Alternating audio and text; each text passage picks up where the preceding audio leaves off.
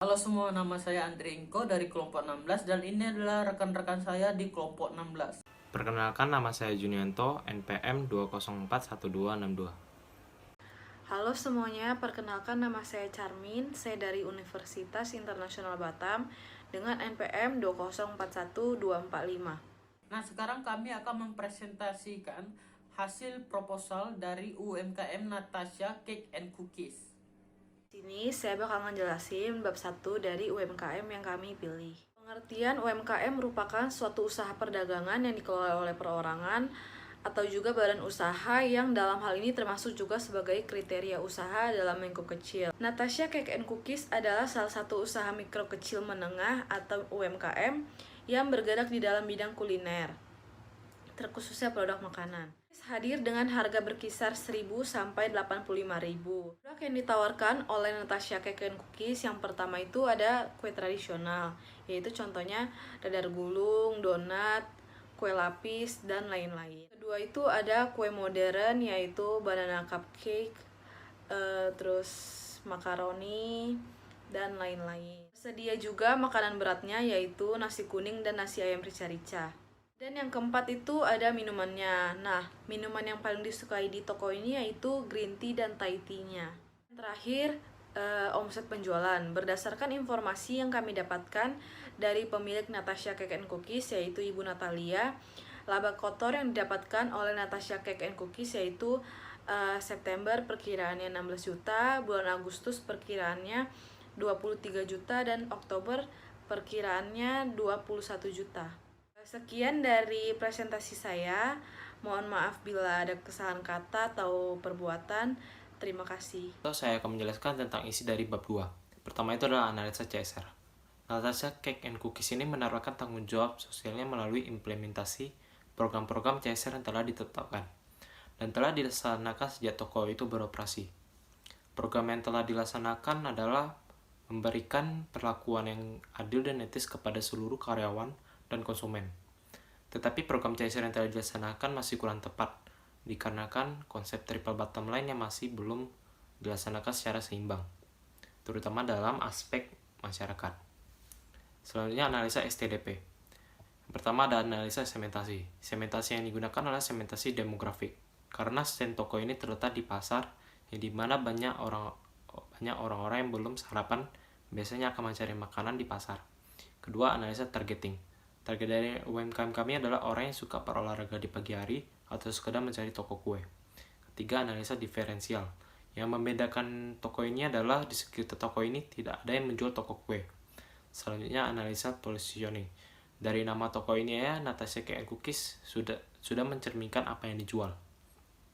Selanjutnya, statement positioning produk. Pertama ada lokasi. Lokasinya ini terletak di Batam Center, yang sangat strategis dan mudah ditemukan. Baru kedua ada target penjualan. Target penjualan kita sendiri lebih ke bapak-bapak dan ibu-ibu yang suka dengan harga spesial.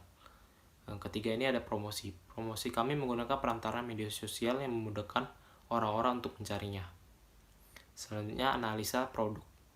Produknya ini beragam, dari kue tradisional, kue modern, kue ulang tahun, dan makanan beratnya ini ada nasi kuning. Untuk minuman kita ada Thai tea dan green tea. Selanjutnya analisa planning, organizing, leading, and controlling. Pertama itu analisa planning. Tujuan dari UMKM kami adalah membuat usaha ini menjadi lebih besar sehingga bisa membuka cabang di mana-mana. Analisa organizing. Strukturnya ini dibagi menjadi beberapa bagian. Ada manager, ada chef, helper chef, and cashier. Selanjutnya analisa leading. Pada Natasha Cake and Cookies ini, peran manajer sangat besar. Segala kendali dari luar dan dalam dipegang penuh oleh dia. Ada juga peraturannya, yaitu untuk karyawan yang telat terus-menerus akan dikenakan potongan gaji. Selanjutnya analisa controlling. Di Natasha Cake and Cookies, yang ditugaskan khusus adalah manajer.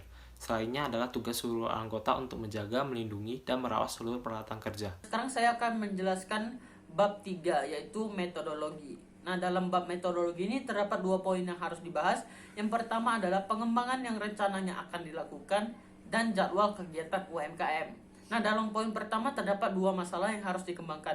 Yang pertama, tidak ada kurir atau tidak ada pengantaran pesanan. Jadi masih harus datang ke toko, dan jika customer memesan melewati sosial media, itu harus datang ke toko. Nah, jadi pengembangan rencana yang akan kami lakukan ada dua, yaitu menyewa pegawai tetap sebagai kurir atau pengantar pesanan. Yang kedua adalah untuk bergabung dengan mitra-mitra lain seperti Gojek, Grab, atau lain sebagainya, atau mitra-mitra kurir lainnya. Nah, itu adalah pengembangan rencana yang akan kami lakukan di masalah pertama yang tidak adanya kurir atau pengantar pesanan. Nah, lanjut ke masalah kedua, yaitu masalah keduanya yaitu sosmed. Masalah sosmed. Nah, dalam UMKM ini cuma ada akun pribadi UMKM, cuma ada di Instagram. Namun ada juga Facebook, tapi akun Facebooknya masih pemilik UMKM, belum milik pribadi UMKM-nya tersebut.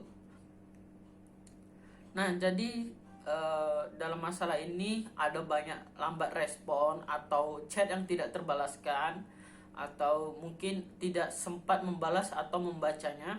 Jadi kami akan melakukan pengembangan perencanaan. Yang pertama adalah menyewa customer service pada UMKM ini, atau menyediakan customer service karyawan atau lain sebagainya sebagai customer service, dan membuat akun-akun baru seperti akun Instagram, akun Facebook, akun Gojek atau Grab, supaya UMKM ini berkembang dan meluas secara massal. Nah, itu adalah poin pertama. Nah, poin kedua, jadwal kegiatan UMKM ini dimulai dari hari Senin sampai Minggu jam 8 sampai jam 9 malam. Namun jika tanggal merah atau ada kegiatan lainnya, itu harinya hari libur. Nah, itu aja sih mungkin untuk bab 3 tentang metodologi ini. Sekian dari video presentasi kami tentang UMKM Natasha Cake and Cookies. Bila ada perkataan atau pengucapan yang salah, kami mohon maaf sebesar-besarnya. Dan sampai jumpa di lain waktu. And thank you for anything.